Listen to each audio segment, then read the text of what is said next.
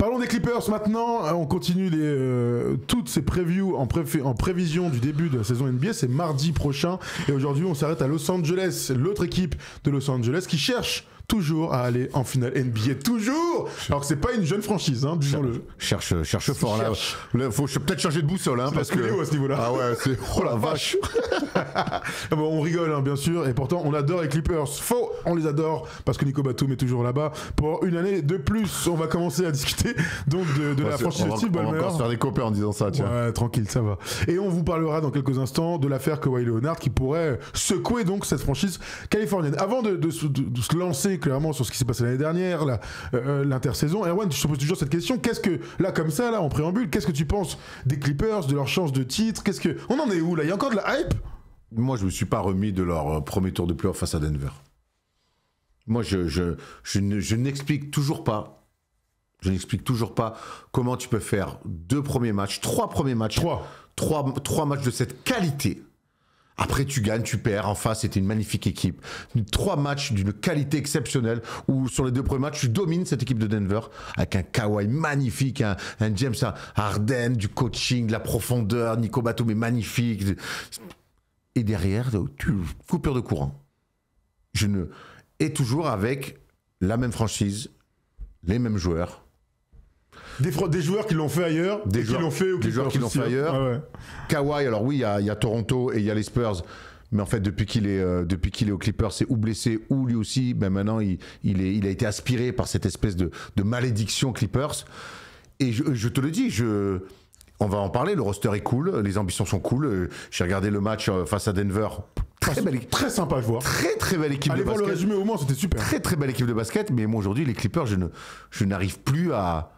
Je peux plus rien dire, je ne sais plus quoi dire. Et tu sais que j'ai été l'un des premiers à y croire. Hein, tu les as souvent mis vainqueurs en fin d'année. Mais en fait, moi vraiment l'année dernière, quand je vois, mais je te jure, je vois les 3 premiers matchs face à Denver, je me dis, mais ils vont être champions. Ils vont être champions. Et derrière, c'est dommage parce que les playoffs. C'est 2 mois et demi. Les mecs se sont arrêtés de jouer. Le match 7 était un traumatisme. Bon, écoute, je te propose de se refaire un petit peu ce qui s'est passé l'année dernière. Regardez ça en tableau avec nous. Ils finissent quand même 5e de la conférence Ouest avec leur bilan de 50 victoires et de 32 défaites. Ils avaient le même bilan que les Lakers et que Denver. Malheureusement, ils vont jouer contre Denver au premier tour. Et oui, avec ces 7 matchs, ils perdent sans avoir l'avantage du terrain. Est-ce que ça a compté? On peut l'imaginer, sachant qu'ils étaient complètement ratés sur ce match 7. 15e attaque NBA, mais 3e défense NBA. On a vu ce qu'on espère depuis des années chez les Clippers, cette assise défensive. Parlons de l'intersaison, parce que je ne l'ai pas dit, mais Kawhi Leonard a peu joué l'année dernière. Il a joué 30... je vais vérifier, je l'ai noté tout à l'heure, mais bon, bref. Il a joué peu de matchs, il est arrivé en 2e partie de saison, et il a joué donc en playoff, ce qui est toujours bien d'avoir son meilleur joueur. Regardons donc les départs déjà, et il y en a beaucoup. Norman Powell qui a été transféré du côté du Heat, Amir Kofi qui était le plus longtemps, Drew Eubanks, Kevin Porter Jr., qui sera le meneur titulaire aux Bucks, Seth Lundy, Patty Mills qui était là mais dans l'anonymat total, et Ben Simmons qui est toujours à la recherche d'un contrat. C'est lundi dans mon lit. Donc ils sont 7 lundi. Ils sont 6 frères, 7 frères. Ils sont lundi, mardi, mercredi, jeudi, vendredi, samedi, dimanche. N'importe quoi. On sait même pas qui c'est. Si vous avez l'info, vous êtes son cousin, n'hésitez surtout pas. Ou son frère, mardi ou mercredi. Alors regardons ensuite. Donc le départ de Norman Powell qui a fait une énorme saison l'année dernière, vous le savez. Et voilà. Et donc les arrivées, plus intéressant. Bradley Beal et Erwan va nous en parler dans quelques instants aussi. John Collins, Chris Paul is back in the game. Brook Lopez, oui, vous n'êtes pas à l'hospice, vous êtes bien chez les Clippers. Notre Suisse, Yannick Conan Niederhauser. J'y suis allé, bravo à moi. Drafté lors du dernier tour dernier pick. Dernier choix du premier tour. Voilà. Et Kobe Sanders, qui lui aussi a été drafté. On regarde aussi les prolongations parce que c'est important. Et oui, parce que l'année dernière, il y a un All-Star et c'est James Harden. James Harden était en fin de contrat et il a prolongé pour 40 millions là. Avec Nico Batum lui aussi sur les 2 prochaines années. Steve Ballmer adore. Et moi, tu le disais tout à l'heure, mais l'effectif, il fait kiffer là. Ils ont bien bossé une nouvelle fois avec... oui, c'est vrai, un effectif qui est plutôt vieillissant, il n'y a pas de doute. Mais Lawrence Frank bosse bien chaque été, il tente des coups. Lawrence Frank bosse très bien. Oui. Vraiment, ça, c'est chaque été, parce que chaque été, ou chaque, en tout cas, rentrée, début octobre, on déboule en disant putain, les Clippers, c'est bien, c'est la hype, c'est kiffant, ils ont fait des coups, blablabli, blablabla. Et on va dire la même chose pendant la saison régulière. Oh, c'est pas mal, ils sont bien, attention. Et puis que vont arriver les playoffs. Bref, voilà. Après, bon, on va quand même essayer de rester très pragmatique. Oui, je trouve ça cool. Je trouve que l'arrivée de Brook Lopez derrière Zubac, c'est très très bien. Je suis très curieux de voir Zubac confirmer l'énorme saison de l'année dernière, parce que pour moi, il a changé complètement de statut la saison dernière, et qu'il a confirmé avec lui, pour le coup, il a fait un run de playoff et un bugne-à-bugne avec Jokic, où vraiment, pour moi, il a vraiment changé de statut, ce mec-là. Kawhi est toujours là avec Kawhi. On va parler en plus de ses déboires un petit peu, parce que c'est un peu un escroc apparemment pour le coup. Des rumeurs, pas que. Et puis voilà, James Harden est toujours là, mais il va faire du James Harden, et puis voilà. Puis après, il y a le coup Bradley Beal. C'est terrible parce que la manière dont tu parles de cette équipe, donc je le rappelle, 50 victoires, ils finissent avec un bilan de 18-3 sur les 21 derniers matchs. Ils ont fini en trombe, et tout le monde se disait, c'est sûrement leur année, enfin, Kawhi, etc. Et puis patatras. D'un point de vue mental, parfois on en fait trop avec le mental, tu vois, dans les moments, t'as le droit de perdre, en fait, il n'y a pas que des mecs qui gagnent, sinon ce serait trop facile. Le problème, c'est que la manière est toujours terrible, et avec James Harden, on le dit depuis plusieurs années, aussi fort soit-il dans les grands moments, il n'est pas capable. Kawhi Leonard, aussi fort il a été dans sa carrière, depuis qu'il est aux Clippers, il n'est pas capable. Ça peut être quelle que soit la raison, mais à un moment donné, quand t'as autant d'échecs, puis d'échecs, je parle de sortie de route, à la Jean Alési, c'est-à-dire qu'il y a un virage, le gars il va tout droit, le mec. Mais, enfin, tu vois, et l'année dernière, c'est allé dans ce cas. C'est pour ça que là où je te rejoins, c'est je n'y crois plus. Moi, ça, je n'y crois plus. Non, mais... On en a parlé dans le club la dernière fois. Je dis tant qu'il y aura ces leaders, donc d'abord Kawhi Leonard, tant qu'on sera dans le cycle de Kawhi Leonard, je ne pourrais plus croire en cette équipe de Clippers pour aller en finale NBA. James Harden vient juste dans le bon sillage de Kawhi Leonard, de la déception dans les grands moments. L'année dernière, les fans de James Harden, et ils sont nombreux parce que c'est un joueur extraordinaire. Il y a souvent des débats quand on lui tombe dessus. Ouais, du bad, il y a des explications, il y a un argumentaire. L'année dernière, quand James Harden passe ou s'oublie complètement sur la fin de la série, qu'ils se font sortir au premier tour. Alors, tu as reçu des messages ? Non, j'ai pas reçu de messages, mais peu importe que moi je reçois des messages, mais même sur Twitter et tout, en fait, très peu de débats autour de James Harden. Même, je pense que c'est plus fervent défenseur.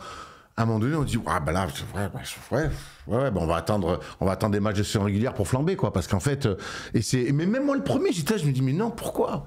Qu'est-ce qui se passe ?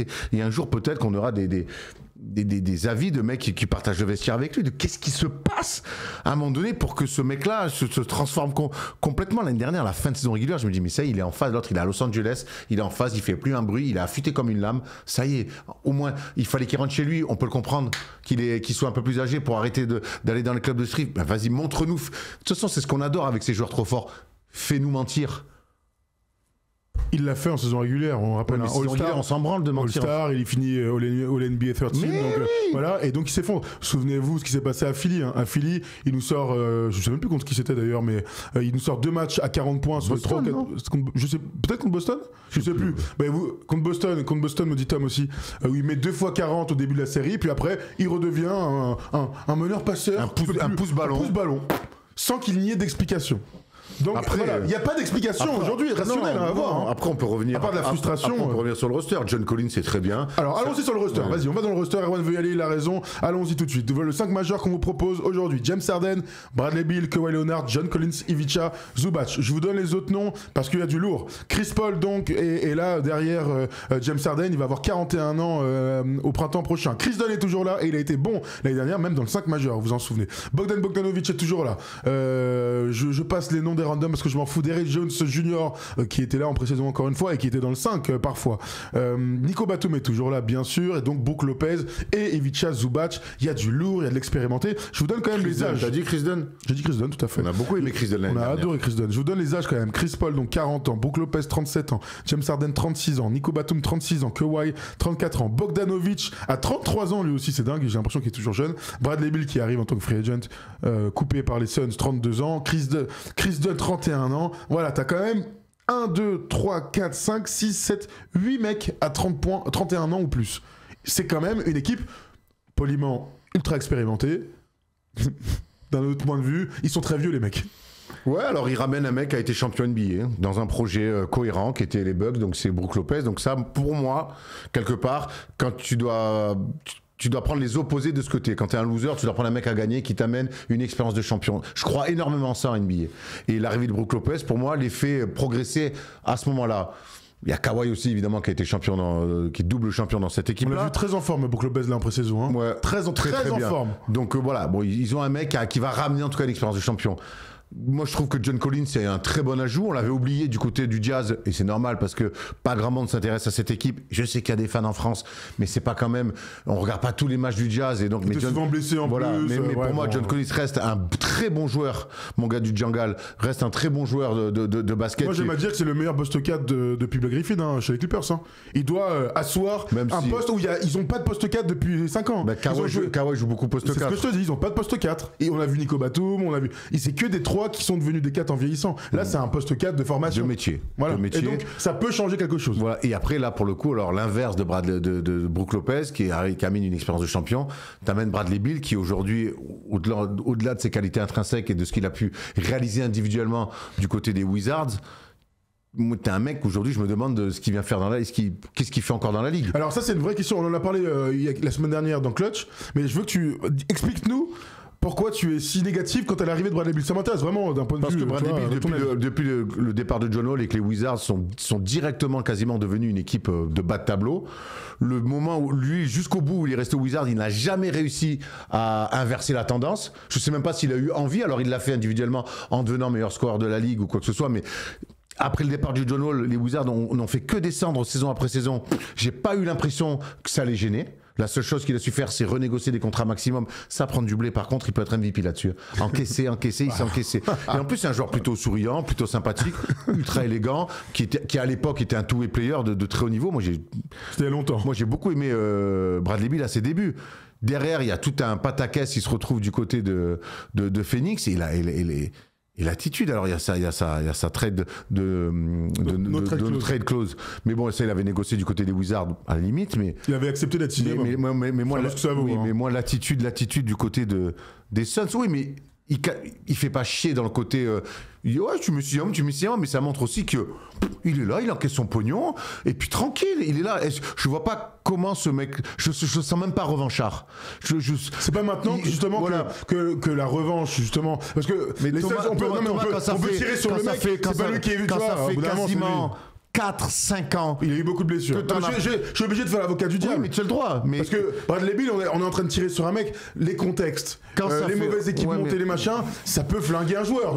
Ça, on l'a vu 1000 fois. Même si c'est des Bradley Beal, pour moi, était censé être justement ce mec dans des contextes de merde, emmener tout le monde vers le haut. Ça, il a jamais fait. Il l'a jamais fait. Mais non seulement il l'a jamais fait, mais il a jamais montré non plus que ça le frustrait de perdre des matchs. Il a jamais montré ça.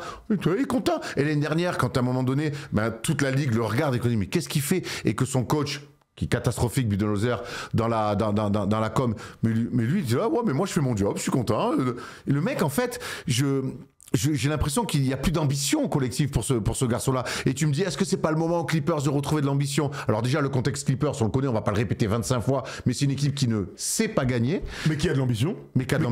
Et lui, ça fait 4 ans, 5 ans qu'il ne vit sur son talent énorme pour mettre des points, mais peu importe le résultat, il en a rien à foutre. Et on les a eu, les échos des vestiaires des Wizards, il s'en branlait, il était avec ses potes et tout. Ça l'intéresse pas de gagner depuis 4 ans. Et là, d'un coup, on va me dire qu'à 33, 34 ans, il va se retrouver une âme d'un mec qui dit j'ai la rage de vaincre, j'ai la bave aux lèvres. Mais non. À Los Angeles. Mais non. Il a 31 ans. Et alors l'autre question, parce que moi je suis pas aussi négatif, je vois pas pourquoi tu es si négatif vis-à-vis de lui, parce que c'est un pari à 5 millions de dollars. Donc tu es en train de me dire qu'ils auraient pas dû le faire. Bah oui, à 5 millions de dollars, t'as Bradley Beal qui est là, qui veut venir, tu le fais pas. D'accord, mais je t'entends. Non mais attends, je t'entends. Je t'écoute en tout cas. Non, j'écoute. Personne n'a parlé d'un rapport qualité-prix. Je te parle du joueur qui est Bradley Beal. Non mais aujourd'hui, c'est trop facile de venir me dire, évidemment qu'il faut faire Bradley Beal à 5 millions de dollars. Le problème, c'est que là, c'est trop facile de me dire qu'aujourd'hui Bradley Beal vaut 5 millions de dollars parce qu'il a pris un buyout de la part de Phoenix, alors que c'est un joueur qui, il y a encore 4 mois, valait 40 ou 50 millions la saison. En fait, moi, c'est l'attitude. Oui, mais d'accord, mais qu'est-ce que ça change que tu dis ça? Parce que moi, je suis désolé, je suis les Clippers, je le fais. Je le fais, j'y vais, c'est un joueur de talent, il a vécu peut-être 4 années très difficiles, tout ce que tu as dit, qui va dire l'inverse, on est tous d'accord avec toi. Il n'empêche qu'à un moment donné, je vois cette franchise qui, mine de rien, a toujours un pouvoir d'attraction sur des mecs qui ont besoin de se repentir. Los Angeles, c'est un pouvoir d'attraction. Tout à fait, c'est les Clippers, à un moment donné, ils vont pas s'excuser d'être à Los Angeles. L'année dernière, c'était Ben Simmons, ce sont des paris. Si le pari, il devient gagnant... Exemple, Nico Batum, quand il est arrivé, je ne sais même pas combien de temps, c'était 4 ans, c'était un pari, c'était un mec qui a signé un buyout, qui est arrivé là-bas et finalement il s'est installé, Nico, ça s'est très bien passé. Donc Bradley Beal, sans faire la comparaison Batum et Bradley Beal et lui, c'est une ancienne star qui arrive, pas pour être une star, pour être dans un collectif. Et donc, dans ce collectif qui a gagné 50 matchs l'année dernière, j'ai envie de croire que Bradley Beal va être bon, va performer et va faire progresser l'équipe. T'as raison, c'est le parfait contexte pour voir si ce mec-là aime encore son métier et s'il a encore envie de jouer au basket. Voilà. Oui, j'espère pour lui. Et au pire, il va se faire cut et il sera en Chine. Certes. Mais ce que je veux dire, c'est que avec ce qu'a fait Bradley Beal depuis 4-5 ans, depuis ce qu'il a fait sur son passage à Phoenix, aujourd'hui, on peut pas venir me dire non, mais c'est cool, Bradley Beal, il vaut 5 millions. Non, il y a quand même, à un moment donné, faut sortir un peu la sulfateuse. Boum, et faut envoyer. Et j'espère vraiment que cette année, maintenant qu'il est plus là pour être une star, qu'il va quand même prendre 5 millions avec tout ce qu'il va encaisser derrière, qu'on va voir justement, là, il est là que pour le basket et pour les bonnes raisons, soi-disant. Donc montre-nous. Donc maintenant qu'il est là, on l'installe dans le 5, on lui fait confiance. Non, mais c'est une question que je te pose là. L'année dernière, regardez, 17 points par match, il a manqué 29 games, il était souvent blessé, avec des bons pourcentages pour le coup. J'ai envie de voir, aux côtés de James Harden, est-ce qu'on a besoin d'avoir du haut scoring comme ça? Je sais pas. Est-ce qu'on a besoin d'avoir un défenseur qui est devenu malheureusement un défenseur random? Je suis pas sûr non plus. À voir, peut-être un rôle en sortie de banc, c'est pas ce qui semble se dessiner, mais Bradley Beal aujourd'hui, oui, je sais pas si j'ai envie de le voir associé aux côtés de James Harden, et je suis pas sûr que ce soit une bonne idée. Je regarde vos commentaires pour savoir ce que vous en pensez. Ce que vous pensez de l'arrivée de Bradley Beal. Alors, il y a quelqu'un qui dit carrément il va amener du négatif. Beal, il kiffe sa vie, il a perdu sa motivation, nous dit Ali, lui aussi. Qu'est-ce qu'on peut dire d'autre? À 5 millions, je préfère un jeune Dalleux, qui a tout approuvé, nous dit Damien. Je trouve dur, les gars. Le talent en NBA, c'est ce qui te fait gagner, c'est ce qui te fait aller au bout. Alors, le caractère aussi. Il a du talent, il manque de caractère. Et c'est un peu ce qu'on peut dire de toutes les stars de cette franchise. Et surtout qu'il va dans une franchise où il n'y a pas de culture de la gagne. Donc, qu'est-ce qu'il va. Lui, une franchise qui n'a pas la culture de la gagne va chercher Bradley Beal. Alors, oui, à 5 millions, on a compris qu'il, lui, n'a pas la culture de la gagne aussi. Bon, je sais que les moins peuvent s'attirer, mais là, j'ai un peu de mal à y croire. Très bien. Bradley Beal, nous dit Fontiman. Je pense qu'il est tout sauf con et que c'est un super mec dans la vie. Hein. Ça n'a rien à voir. Et franchement, c'est une bonne gueule. Il a l'air qu'il fait sa vie. Ouais. Je vous montre les cotes Winamax qu'on allait chercher avec Tom avant l'émission, avant d'ouvrir les rumeurs autour de Kawhi Leonard et ce qu'il s'est passé, c'est ce qui est sorti ces dernières semaines. Regardez, ils sont quand même toujours avec une énorme hype pour les traders. Regardez pour la conférence Ouest, participer aux playoffs, ils sont à 1,20, donc ils sont derrière Oklahoma, Denver, attends, tu vas trop vite, Oklahoma, Denver, Houston, LA, Minnesota, donc on les voit tous être autour de la qualif top 6, hein. Je pense que pour les Clippers c'est un peu ça. Et regardez la deuxième, là quand on se projette pour une qualif en finale, là ils sont derrière OKC, Denver, Houston, Los Angeles, Minnesota, Golden State, ils sont cotés à 15, donc ce serait un énorme outsider. Vous avez vu que 17% des gens qui ont parié là sur cette cote ont parié sur les Clippers, parce qu'en fait 15 c'est énorme. J'en ai fait partie. Ouais, mais là du coup là tu vas pas cette année. Non. En même temps, moi ça fait quelques temps que j'en suis revenu. Là, c'est un trauma le match 7, c'est un trauma. C'est un trauma. C'est genre je suis là, je regarde, je fais ah ouais d'accord, en fait vous êtes des losers, vous avez tout le temps resté, et pourtant t'es loser. Pourtant Steve Ballmer fait tout pour changer la culture. L'Intuit Dome, t'es le seul à y être allé pour l'instant chez nous. Exceptionnel. Le mur, il y a une vibe, il se passe un truc au sein des Clippers, ça ne se répercute pas encore dans des résultats de playoff. Ah oui, ils ont qu'à avoir l'avantage du terrain aussi. Hein. Peut-être qu'ils joueront leur match 7 dans leur magnifique salle. Bon, je vous propose d'ouvrir le dossier Kawhi Leonard, parce que aujourd'hui c'est à l'état des rumeurs, la NBA fait des enquêtes. On peut imaginer que si c'était avéré, ce qu'on va vous montrer maintenant, eh bien ça pourrait avoir des répercussions énormes. Regardez ça, on résume tout. Les Clippers sont donc soupçonnés d'avoir contourné le salary cap via un faux contrat entre Kawhi Leonard et l'ex-partenaire des Clippers, entre autres, vous allez comprendre, Aspiration. C'est Pablo Torre, qu'est-ce qu'il y a ? Sympa de signer pour Aspiration. Je l'ai pas.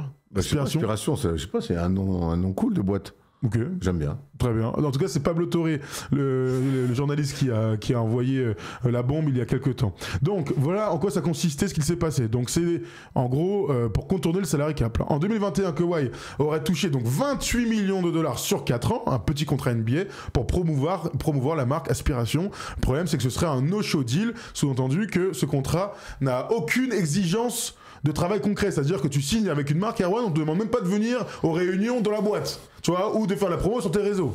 C'est quand même le minimum de nos jours. Donc ce serait en plus, ça a été en plus valable seulement lorsqu'il joue pour les Clippers. Donc le jour où il est transféré, hop, le contrat s'arrête. Étonnant. Mais ça devient de plus en plus bizarre avec la suite. Il est aussi souligné que le propriétaire des Clippers, donc Steve Ballmer, avait investi 50 millions de dollars dans la boîte. Donc évidemment, on peut comprendre qu'il y ait des intérêts croisés. On continue parce que c'est maintenant que ça devient très intéressant, parce que la NBA donc a ouvert une enquête, bien sûr, ça viole totalement les règles, on n'a pas le droit en tant que propriétaire de donner de l'argent en scred à un joueur. On est d'accord, hein, Erwan? En loose day.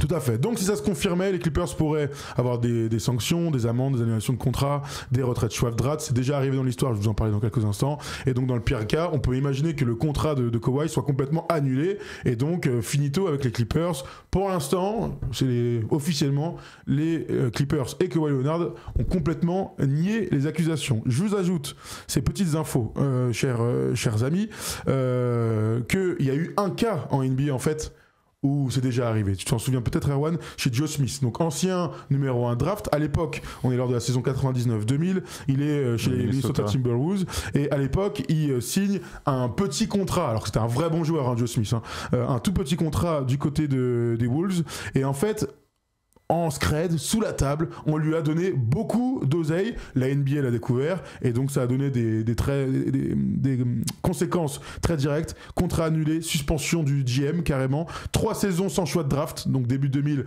avant que pendant les années de Kevin Garnett, eh bien il ne pouvait pas recruter. C'est donc l'exemple classique d'un deal signé un petit peu en scred. Donc la dernière chose que je peux vous dire, c'est ce qui rend l'affaire Kawhi un peu unique. C'est que Steve Ballmer est directement impliqué, donc il signe Kawhi Leonard, et derrière, dans une autre boîte dans laquelle il a investi, et d'ailleurs je ne l'ai pas dit, qui depuis a déposé le bilan avec le PDG fondateur de la boîte qui a avoué qu'il avait commis une énorme fraude. Donc on parle d'un truc qui est complètement avéré là pour le coup. Donc faillite, fraude massive. Donc le contrat entre l'entreprise et la franchise des Clippers et Kawhi Leonard a réellement existé. Donc il y a suspicion, la NBA va prendre des décisions, j'imagine que ça va prendre des semaines, voire des mois, on parle quand même de 28 millions de dollars, ce qui serait énorme. Si c'est avéré tout ça, on peut penser que c'est peut-être la fin limite de Steve Ballmer en tant que propriétaire des Clippers. On le souhaite pas ça évidemment, mais ce serait une dinguerie de ouf. Ça pourrait être la fin de Steve Ballmer en NBA, j'ai du mal à y croire parce que mine de rien, Steve Ballmer a une très bonne image pour un propriétaire par rapport à la NBA, je pense que la NBA ne souhaite pas ça. Et puis on est aux États-Unis, on est avec des gens qui ont des moyens et des ressources énormes, et qu'il y a un truc qui s'appelle des avocats là-bas, et que quand tu as des meilleurs avocats, tu t'en sors toujours. Et je crois sauf quand c'est avéré. Parce que là, on parle. Alors là, je suis d'accord avec toi. Si tu vas au tribunal. Mais là, n'oublions pas que la NBA est une ligue privée. Oui, donc elle fait ses enquêtes internes. Certes. Donc si tu déroges à leurs règles, tu peux, s'il décide. On rappelle que Steve Ballmer est le propriétaire le plus riche de tous les sports américains confondus. Je pense que la NBA n'a pas, pour la raison que tu viens de dire, et puis même pour l'image qui dégage, je pense que la NBA, elle a aucun intérêt à faire tomber Steve Ballmer. Elle n'a aucun intérêt. Par contre, quand il y a des choses qui sont avérées, tu es aussi obligé à un moment donné de sévir. On parle de 28 millions de dollars. Et en plus, ce qui est sorti, vous le savez, c'est que quand Kawhi est parti de Toronto, il avait demandé donc aux Clippers, mais aussi aux Lakers, des participations dans la franchise. Il y avait des demandes particulièrement saugrenues, des voyages en jet, ce qui se fait beaucoup dans le foot, mais ce qui se fait pas beaucoup moins en NBA. Tout est très réglementé. On sait que le début de l'aventure de Kawhi aux Clippers est curieux et se passe pas bien parce que Kawhi vit à San Diego, on l'a autorisé à vivre à San Diego et qui fait des allers-retours en avion. Ça a duré au moins 2 ans, cette histoire. Au moins 2 ans. Et ça évidemment, on imagine qu'il y avait des frustrations de son effectif. Donc c'est vraiment un truc à suivre. Ce qui est sûr qu'à l'époque, pour attirer Kawhi, je suis pas surpris qu'ils aient dû outrepasser un petit peu le règlement. Tant Tonton il paraissait gourmand, on sait que les Raptors ont à peine essayé, ils ont dit bon. Oui, on peut pas. Bon, on peut pas. De toute façon, il a pas envie. En plus, c'est pas. Il a proposé d'être maire, il a dit non. On a rien pour le retenir. Et que la guerre pour l'avoir, apparemment, elle a outrepassé un petit peu les règles. Maintenant, j'ai les sanctions, le truc, le pourquoi, du comment, on verra ça un peu plus tard, mais Erwan l'a dit. La NBA, les autres propriétaires, le microcosme du sport n'a aucun intérêt à dégager Steve Ballmer qui a une image exceptionnelle, qui a construit une salle. C'est un gars exceptionnel. Maintenant, je parlais des avocats. Ça contourne. Je parlais des avocats, mais après, j'imagine que tu as le droit quand même de dire que Steve Ballmer dit je mets 50 millions dans une boîte. Bah, tiens, cette boîte, elle a le droit de sponsoriser de manière publique. Le problème, non mais alors, ça doit arriver, ça c'est vrai. Encore que, on peut en discuter. Le problème, c'est que on parle d'une entreprise qui a fait banqueroute et le PDG a été condamné pour fraude massive. Si c'était un truc clean, je dis pas, mais c'est clairement pas clean. Alors oui, dans Aspiration, j'imagine qu'il y avait beaucoup de gens qui ont mis de l'argent. Pas que Steve Ballmer qui a mis 50 millions, qui est pour lui 220 euros. Hein. Portez bien dans son nom, en tout cas, l'entreprise. Elle a disparu. Voilà, donc il y a une enquête interne. Et une enquête interne, vous savez ce que ça veut dire? Ils vont faire ce qu'ils veulent. On fait ce qu'on veut. Merci, c'est là où je voulais en venir. On fait ce qu'on veut. C'est là où je voulais en venir. Adam Silver, quand il était interrogé, évidemment, il a fait une belle balle ovale. Il a mis une demi-volée, un 5-22, mon ami. Hop, et puis c'est passé. Pour l'instant, mais on sait que les journalistes américains vont aller creuser, tu connais. Il va mettre 30 millions dans NBA Care sur les 5 prochaines années, puis allez, on va rester bons amis. Voilà, bon là, évidemment, on parle de choses qui nous dépassent complètement. La NBA, elle fera ce qu'elle aura bien envie de faire, et nous serons là pour relayer des informations, mais je rappelle, pour l'instant, c'est des rumeurs, il n'y a rien d'avéré, il y a une enquête en cours, et on verra. C'est pas contre les Clippers qu'on dit ça, ou Steve Ballmer, il nous a rien fait, au contraire, il a construit une belle salle de basket. Voilà, pour le plaisir. Accueilli royal. Tout à fait. Absolument. Voilà. Allez, on s'arrête là-dessus, les amis. Et puis voilà pour les Clippers. Je te donne quand même ton dernier truc, Erwan. Est-ce que cette équipe va aller en finale? Non. Non, elle va où alors? Elle s'arrête où? Avec la concurrence de l'Ouest, bon courage. Ouais, elle s'arrête où? Pour moi, elle va en play-off. Voilà. Ouais, je vais le faire un premier tour. Okay. Un premier tour et puis un premier tour. Okay. J'ai même envie de pousser le délit jusqu'à dire avantage du terrain et tu te fais sortir quand même. Sale, comme l'année dernière. On rappelle que l'année dernière, il y a eu 2 upsets. Hein. Non, l'année dernière, c'est Denver qui a l'avantage du terrain. Ah oui, c'est vrai, pardon. Oui.